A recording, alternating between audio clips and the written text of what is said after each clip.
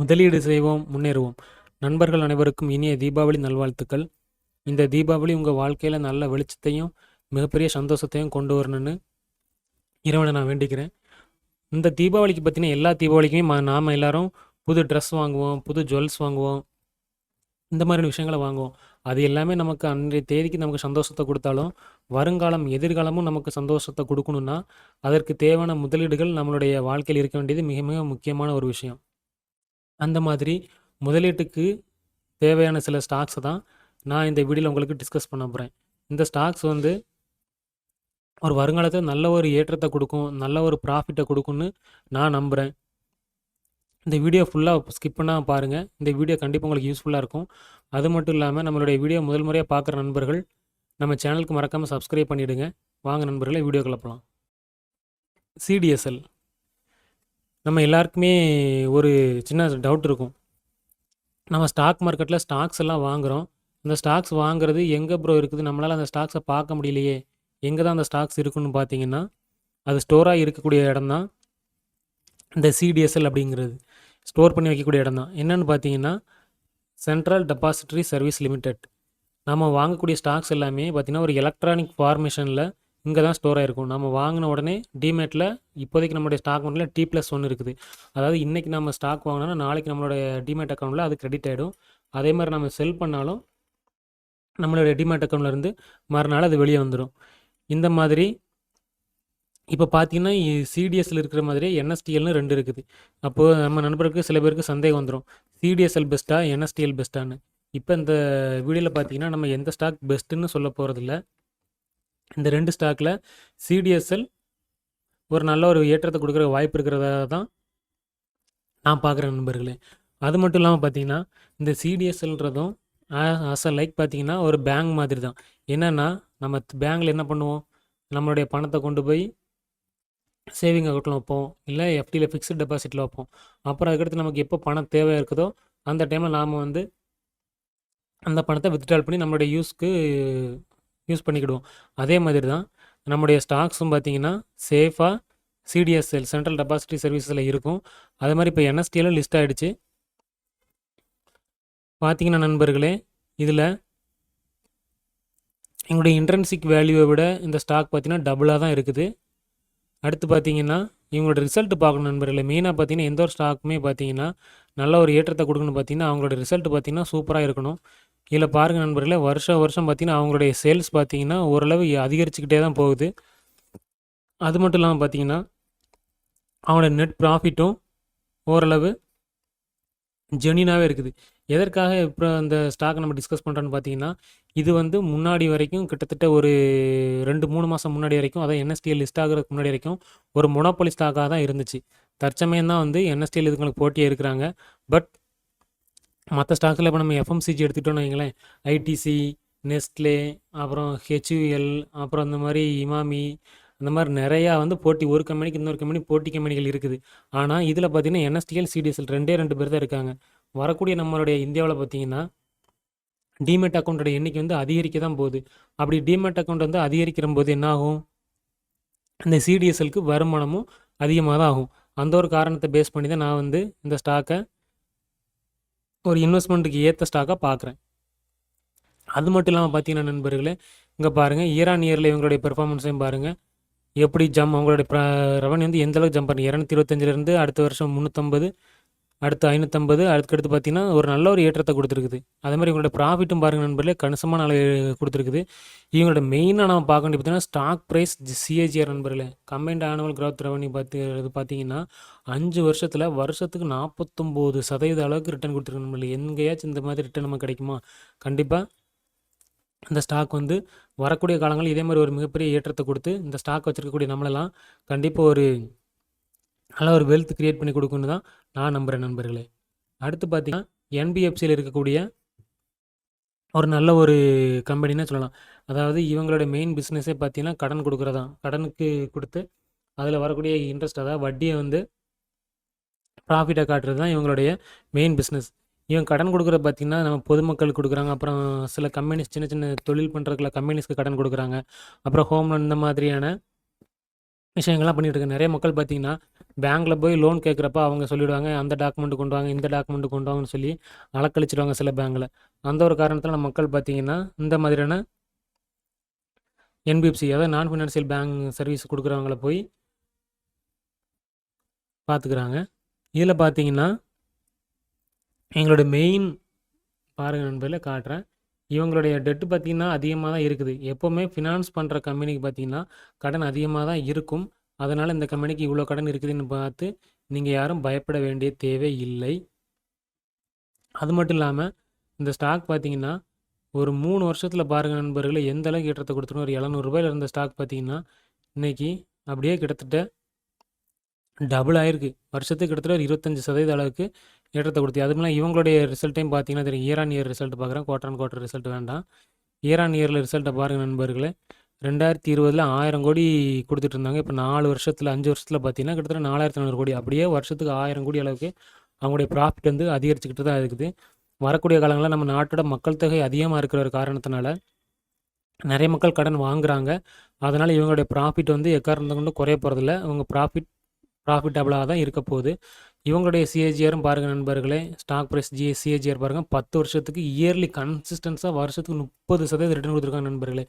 நம்மளுடைய stock மார்க்கெட்டின் பிதாமகனான Warren Buffett என்ன சொல்லியிருக்காருன்னா, வருஷத்துக்கு உங்களால் 15% அளவுக்கு ரிட்டர்ன் எடுக்க முடிஞ்சிச்சுனாலே, ஸ்டாக் மார்க்கெட்லேருந்து எடுக்க முடிஞ்சிச்சுனாலே நீங்கள் வந்து மிகப்பெரிய லெஜெண்டு தான் சொல்லியிருக்காரு. அந்த பட்சத்தில் அந்த மாதிரி 15% ரிட்டர்னாக கூட நம்ம வந்து இந்த ஸ்டாக்கை வாங்கவா அந்த ஸ்டாக்கை வாங்கவான்னு ரொம்ப ஆராய்ச்சி பண்ண வேண்டியிருக்கும். ஆனால் இந்த ஸ்டாக் பார்த்தீங்கன்னா கன்சிஸ்டன்ஸாக 10 வருஷத்துக்கு 30% ரிட்டர்ன் கொடுத்துருக்காங்க. 5 வருஷத்தில் 47% ரிட்டர்ன் கொடுத்துருக்காங்க நண்பர்களே.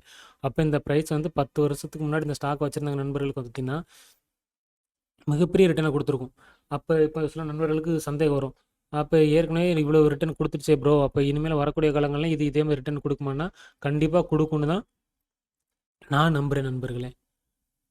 பார்த்தீங்கன்னா இவங்களையும் பார்த்தீங்க எஃப்ஐஎஸ் வந்து நல்ல ஒரு ஸ்டேக் ஹோல்டிங் வச்சுருக்காங்க.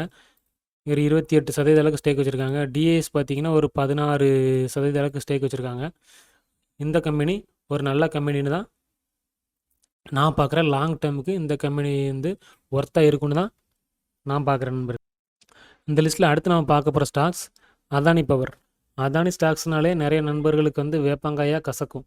ஆனால் ஏன்னா 2 வருஷத்துக்கு முன்னாடி நடந்த சம்பவம் அப்படி. ஏன்னா ஹிண்டன்பர்க்கில் அதானி ஸ்டாக்ஸ் எல்லாமே பலத்த அடி வாங்கி கீழே விழுந்துச்சு. ஆனால் திரும்பவும் எல்லா ஸ்டாக்ஸுமே வந்து ஒரு பவுன்ஸ் பேக்கை கொடுத்துருச்சு.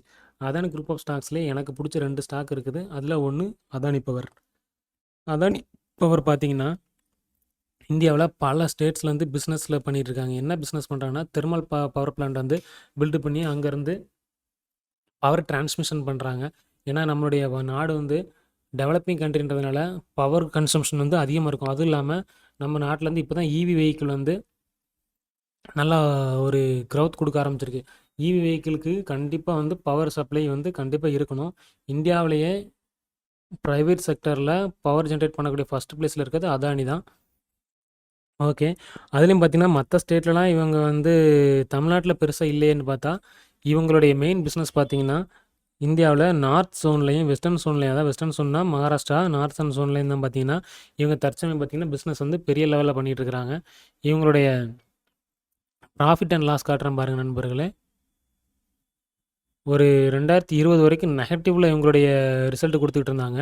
2021 அவங்களோட ரிசல்ட் பாருங்கள் நண்பர்களே. நல்ல ஒரு க்ரௌத். 1000 கோடி, 4000 கோடி, 10,000 கோடி, 20,000 கோடி, 12,000 கோடி, 12,000 கோடின்னு ஒரு வருஷத்துக்கு வருஷம் நல்ல ஒரு ப்ராஃபிட்டே காட்டிகிட்டு இருக்காங்க. நம்மளை பொறுத்த வரைக்கும் அந்த கம்பெனி வந்து ஆகாத கழிஞ்ச கம்பெனியாக இருந்தாலும், அதாவது ஒரு எக்ஸாம்பிள் சொல்கிறேன், இந்த கம்பெனியில் எக்ஸாம்பிள் சொல்கிறேன், அவங்க ப்ராஃபிட் வந்து பெட்டராக கொடுக்குறாங்கன்னா அதைத்தான் வந்து இன்வெஸ்டர்ஸ் பார்ப்பாங்களே தவிர்த்து அந்த ப்ரொமோட்டர் வந்து பெருசாக யாரும் பார்க்க மாட்டாங்க அப்படிங்கிறது தான் என்னுடைய ஒரு கருத்து. இதில் பார்த்தீங்கன்னா நண்பர்களே பாருங்கள், இந்த ஸ்டாக் ப்ரைஸோட சிஏஜிஆரும் பாருங்கள். 10 வருஷத்தில் 40%. அந்த சோழமண்டல ஃபினான்ஸோட அதிகமாகவே கொடுத்துருக்குது. அது 30% தான் கொடுத்துருந்துச்சு. இது 40% தான் கொடுத்துருக்குது. 5 வருஷத்தில் பார்த்தீங்கன்னா வருஷத்துக்கு 88%. இந்த மாதிரியான ரிட்டர்ன் எனார்மஸ் ரிட்டர்ன் எந்த ஒரு இதுலேயுமே கிடைக்காது நண்பர்களே. அதனால் நான் இந்த மாதிரியான ஸ்டாக்கை பார்த்து தான் நண்பர்களுக்காக எடுத்துகிட்டு வந்திருக்கேன். 3 ஸ்டாக், இதோட 3 ஸ்டாக் டிஸ்கஸ் பண்ணியிருக்கோம். இதுலேயும் பார்த்தீங்கன்னா எஃப்ஐஎஸோட ஹோல்டிங்கும் ஒரு 11.5% அளவுக்கு இருக்குது. டிஏஎஸ் கொஞ்சம் ஹோல்டிங்ஸ் 2.25% அளவுக்கு வச்சுருக்காங்க. இந்த ஸ்டாக்குமே பார்த்தீங்கன்னா நண்பர்களே இது சில நண்பர்கள் சொல்லலாம். இந்த ஸ்டாக் பார்த்தீங்க நண்பர்களே, ஒரு குறைஞ்சபட்சம் ஒரு 10 வருஷம் 15 வருஷத்துல இந்த ஸ்டாக் வந்து எந்த லெவல்ல இருக்குங்கிறது நினச்சி பார்க்க முடியாத ப்ரைஸுக்கு போகும். பட் நம்மளுடைய டார்கெட் பார்த்தீங்கன்னா, அடுத்த தீபாவளிக்கு இந்த ஷேர் வந்து எவ்வளோ தூரத்துக்கு போகுதுன்றதையும் நம்ம அடுத்த வருஷ வீடியோவில் கண்டிப்பாக டிஸ்கஸ் பண்ணுவோம். இந்த ஷேரும் இந்த தீபாவளிக்கு ஒரு இன்வெஸ்ட்மெண்ட்டுக்குள்ள ஷேராக தான் நான் பார்க்குறேன். அடுத்து பார்த்தீங்கன்னா நண்பர்களே, பாரத் எலக்ட்ரானிக்ஸ். எல்லாருமே பார்த்தீங்கன்னா பிஎஸ்சி செக்டரில் இருக்க ஸ்டாக் பார்த்தீங்கன்னா இன்வெஸ்ட்மெண்ட்டுக்கு ஒர்த்தாக இருக்காது, அவங்கெல்லாம் டிவிடெண்ட் மட்டும் தான் கொடுப்பாங்க, அதில் வந்து இன்வெஸ்ட்மெண்ட்டே பண்ணக்கூடாது அப்படிங்கிற ஒரு விஷயத்த சொல்லுவாங்க. ஆனால் என்னை பொறுத்த வரைக்கும் ப்ராஃபிட் அண்ட் லாஸ், ப்ராஃபிட் பெட்டராக இருந்தது, அவங்களோட ஆர்டர் புக் அதிகமாக இருக்கிற பட்சத்தில் அது பிஎஸ்சி ஸ்டாக்காகவே இருந்தாலும் நம்மளால் அந்த ஸ்டாக்லேயும் லாபம் கணிசமான லாபம் பார்க்க முடியும் அப்படிங்கிறது தான் என்னுடைய கருத்து. இப்போ பார்த்தீங்கன்னா நண்பர்களே, நம்ம இந்தியா வந்து ஆயுத தயாரிப்பில், அதாவது மிசைல் எல்லா டெக்னாலஜிலையுமே, வெப்பன்ஸ் டெக்னாலஜியில் எல்லா இதுலேயுமே பார்த்தீங்கன்னா ரொம்ப வேகமாக முன்னேறி போயிட்டுருக்காங்க. இந்த ஒரு சூழ்நிலையில் டிஃபென்ஸ் ரிலேட்டட் இருக்கக்கூடிய ஸ்டாக்ஸான பாரத் எலக்ட்ரானிக்ஸும் மிகப்பெரிய ஒரு வளர்ச்சியை கொடுக்கும் அப்படிங்கிறத தான் நான் எதிர்பார்க்குறேன். ஏன்னா நம்மளுடைய பாரத பிரதமர் இப்போ மோடி அவர்கள் பதவியேற்றதுலேருந்து பார்த்தீங்கன்னா நம்மளோட நாடு டிஃபென்ஸுக்கு ரொம்ப ஒரு முக்கியத்துவம் கொடுத்துக்கிட்டு இருக்கிறாங்க. நிறைய விஷயங்கள், அதாவது மிசைல்ஸ் ஆகட்டும், டேங்க்ஸு, அப்புறம் ஜெட்ஸு, இந்த மாதிரியான விஷயங்களெல்லாம் பார்த்தீங்கன்னா ரொம்ப முக்கியத்துவம் கொடுத்துருக்காங்க. இதற்கு மிக முக்கியமான காரணம் என்னென்னு பார்த்தீங்கன்னா, இப்போ மிசைல்ஸு ஜெட்ஸ் இருந்துச்சுன்னா நம்ம தரைப்படைக்கு வேலை அதிகம் இல்லை. ஏன்னா ஹியூமன்ஸ் வந்து இப்போ மிசைல்ஸ் பார்த்தீங்கன்னா நம்ம வந்து இன்னொரு நாட்டில் ஏவி விட்டால் கூட அதை அவங்க இடையிலே மறித்து அடிச்சிட்டா கூட அதனால் உயிரிழப்பு வந்து பெருசாக இருக்காது, காஸ்ட் மட்டும்தான் நமக்கு லாஸ். ஆனால் நம்மளுடைய இந்த மாதிரியான மிசைல் டெக்னாலஜி இம்ப்ரூவ்மெண்ட் ஆகிறப்ப நம்மளுடைய சோல்ஜர்ஸ் அடுத்த நாட்டுக்குள்ளே போயிது சண்டை போட்டு தான் ஜெயிக்கணுன்ற ஒரு அவசியம் இருக்காது. அதுக்காக மிசைல் வந்து ஒரு மிக முக்கியமான ஒரு விஷயமா தான் பார்க்குறேன் நம்மக்கிட்ட. ஏன்னா பார்த்தீங்கன்னா பிரம்மோஸ், ஆகாஷ், அக்னி, இந்த மாதிரியான பலதரப்பட்ட மிசைல்ஸ்லாம் இருக்குது. அதை நம்மளுடைய டிஆர்டிஓவும் வருஷம் வருஷம் டெவலப் பண்ணிட்டு தான் இருக்கிறாங்க. இப்போ ரீசெண்டாக கூட இடையில நம்மளுடைய நாட்டில் ரயிலிருந்து ஏவக்கூடிய அக்னி பிரைம் ஏவுகணை வந்து செக் பண்ணி பார்த்தாங்க. அது சக்ஸஸ்ஃபுல்லாகவும் ஆயிருக்கு. அது மட்டும் இல்லாமல் என்னதான் மிசைல்ஸ் வந்து இப்போ புதுசு புதுசாக என்னதான் டெக்னிக்கல் புது இம்ப்ரூவ்மெண்ட் கொண்டு வந்தாலும் அதற்கான விதை போட்டது யாருன்னா, எஸ், நீங்கள் நினைக்கிற கரெக்ட் தான், நம்மளுடைய தமிழ்நாட்டைச் சேர்ந்த மேதகு முன்னாள் குடியரசுத் தலைவரான ஏபிஜே அப்துல் கலாம் அவர்கள் தான் அப்படின்னு சொல்லிக்கிறதுல எனக்கு பெருமையாக இருக்குது, கொஞ்சம் கர்வமாகவும் இருக்குன்னு கூட நான் சொல்லுவேன். அடுத்து பார்த்தீங்கன்னா எங்களுடைய ப்ராஃபிட் அண்ட் லாஸும் பார்த்துருவோம்.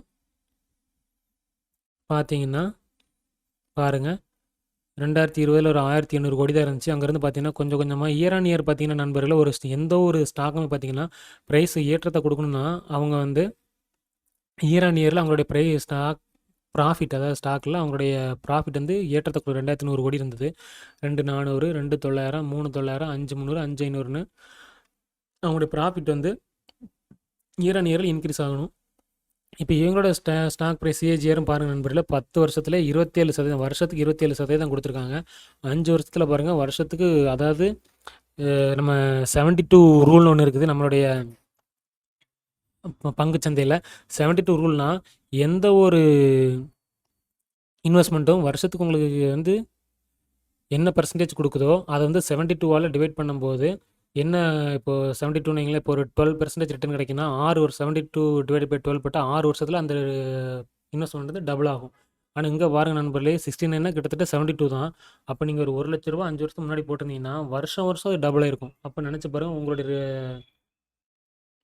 இன்வெஸ்ட்மெண்ட் வந்து எந்த அளவுக்கு வளர்ந்துருக்குன்னு. வரக்கூடிய காலங்களில் இது ஏற்றத்தை கொடுக்குமானா கண்டிப்பாக ஏற்றத்தை கொடுக்கும். ஏன் நான் இது ஆணித்தரமாக சொல்கிறேன்னா, இவங்களுடைய நம்ம ரீசெண்ட் டேஸில் நம்மளுடைய வீடியோ பார்க்கக்கூடிய நண்பர்களுக்கு தெரியும், இவங்க வந்து பல ஆர்டர்ஸ் வந்து வின் பண்ணிக்கிட்டு இருக்காங்க. அது மட்டும் இல்லாமல் டிஃபென்ஸ் செக்டரில் இவங்க வந்து ஒரு தவிர்க்க முடியாத ஒரு ஸ்டாக். அதனால் இந்த ஸ்டாக் மேலே எனக்கு ஒரு மிகப்பெரிய ஒரு நம்பிக்கை இருக்குது. பார்க்கலாம் அடுத்த வருஷம் இவங்களுடைய ப்ரைஸ் வந்து எந்த ரேஞ்சில் இருக்குங்கிறத. இதுலேயும் பார்த்தீங்கன்னா நண்பர்களே, எஃப்ஐஎஸ் வந்து 18% வச்சுருக்காங்க. டிஏஎஸ் பார்த்தீங்கன்னா கிட்டத்தட்ட ஒரு 21% அளவுக்கு ஸ்டேக்ஸ் வச்சுருக்காங்க. அதனால் இந்த ஸ்டாக்ஸ் வந்து வரக்கூடிய காலங்களில் ஒரு ஏற்றத்தை கொடுக்கணும்னு நான் நம்புகிறேன். அடுத்து பார்த்தீங்கன்னா நண்பர்களே, பேங்க் செக்டரில் இருக்கக்கூடிய ஒரு ஸ்டாக்கு ஐசிஐசிஐ பேங்கு. பேங்கில் பார்த்தீங்கன்னா நிறைய பேங்க் இருக்குது. இப்போ நம்ம நிஃப்டி 50ல் பார்த்தீங்கன்னா ஹை வெயிட்டேஜ் இருக்கக்கூடிய ஹெச்டிஎஃப்சி பேங்க் இருக்குது. அப்போ அந்த பேங்க் வளர்ச்சியை கொடுக்காதா ப்ரோன்னு நீங்கள் கேட்கலாம். அந்த பேங்கும் நல்ல பேங்க் தான். ஆனால் அதை விட எனக்கு இந்த பேங்க் கொஞ்சம் அதை விட இது கொஞ்சம் அதிக ரிட்டர்னை கொடுக்கும் அப்படின்னு நான் எதிர்பார்க்குறேன் நண்பர்களே. காரணம் என்னென்னு பார்த்தீங்கன்னா, காட்டுறவங்களுக்கு இவங்களுடைய ப்ராஃபிட் அண்ட் லாஸ் காட்டுறேன். வருஷத்துக்கு என்ன ரிட்டர்ன் பாருங்கள். 2020 11,000 கோடி கொடுத்துக்கிட்டு இருந்த அவங்களுடைய ப்ராஃபிட் பார்த்தீங்கன்னா, இப்போ 2005 வருஷத்தில் கிட்டத்தட்ட 55,000 கோடி நண்பர்களே. 4 மடங்கு. அவங்களுக்கு எந்த அளவுக்கு அப்போ இவங்க வந்து பிஸ்னஸில் ப்ராஃபிட் கொடுத்துக்கிட்டு இருக்காங்கன்றது இதுலேருந்தே நமக்கு தெரிஞ்சிடும் ஈஸியாக. இதில் மட்டும் பார்த்தீங்கன்னா இவங்களுடைய காட்டுறவங்களுக்கு 1 செகண்ட் நண்பர்களே. இதில் பார்த்தீங்கன்னா சிஏஜிஆர் வருஷத்துக்கு 19% கொடுத்துருக்காங்க லாஸ்ட் 10 இயர்ஸில். அப்புறம் கடந்த 5 வருஷத்தில் பார்த்தீங்கன்னா வருஷத்துக்கு 28% கொடுத்துருக்காங்க. இதுவுமே பார்த்தீங்கன்னா மிகச்சிறந்த ஒரு ரிட்டர்ன் தான். அடுத்து பாருங்கள் இவங்களுடைய எஃப்ஐஎஸ் பாருங்கள். ஃபுல் அண்ட் ஃபுல்லாக எஃப்ஐஎஸ் தான். ஃபாரினர்ஸ் தான் அதில் வச்சுருக்காங்க நண்பர்களே. கிட்டத்தட்ட பாதிக்கு மேலே ஃபாரினர்ஸ் பாருங்கள் ஒரு 45% வச்சுருக்காங்க. நம்மளுடைய டொமஸ்டிக் பாருங்கள் ஒரு 45%. கிட்டத்தட்ட பப்ளிக்கிட்ட ஒரு 9%. ப்ரமோட்டரே இல்லையா? ப்ரமோட்டர் இல்லாத ஸ்டாக்ஸ் வந்து பார்த்திங்கன்னா தலைவன் இல்லாத ஒரு படை மாதிரி சதறிடுமான்னு கேட்டால் நிறைய பேருக்கு அது சொல்லுவாங்க. ப்ரமோட்டர் வந்து கண்டிப்பாக வேணும்னு சொல்லுவாங்க. ஆனால் மிகச்சிறந்த ஒரு ப்ரமோட்டர் இல்லாமலேயே இந்த ஸ்டாக் வந்து நல்லா தான் போய்கிட்டு இருக்குது நண்பர்களே. இந்த வீடியோவில் நம்ம நிறைய நல்ல விஷயங்கள் டிஸ்கஸ் பண்ணியிருக்கோம். இந்த தீபாவளிக்கு இந்த ஸ்டாக்ஸ்லாம் வந்து நீங்கள் நோட் பண்ணிக்கோங்க. இதில் வந்து சில இன்வெஸ்ட்மெண்ட் நான் இந்த தீபாவளிக்கு பண்ண போகிறேன். தீபாவளி முகூர்த்த ட்ரேடிங் வந்து 20ஆம் தேதி வந்துடும். அதில் நான் வந்து இந்த ஸ்டாக்ஸ்லாம் வந்து சில இன்வெஸ்ட்மெண்ட்டுகள் பண்ணலான்னு இருக்கிறேன். அதே மாதிரி நண்பர்களும் நீங்களுடைய ஓன் அனலைசிஸை பண்ணிவிட்டு இந்த ஸ்டாக் வந்து கன்சிடர் பண்ணலாமாங்கிறத முடிவு பண்ணிக்கோங்க. இந்த வீடியோ உங்களுக்கு பிடிச்சிருந்துச்சின்னா நம்மளுடைய சேனலுக்கு மறக்காமல் சப்ஸ்கிரைப் பண்ணிடுங்க. அப்படியே வீடியோ லைக் பண்ணுங்கள், கமெண்ட் பண்ணுங்கள், உங்கள் நண்பர்களுக்கு ஷேர் பண்ணுங்கள். மீண்டும் ஒரு வீடியோவில் சந்திப்போம் நண்பர்களே. முதலீடு செய்வோம், நிச்சயமாக நாம் முன்னேறுவோம்.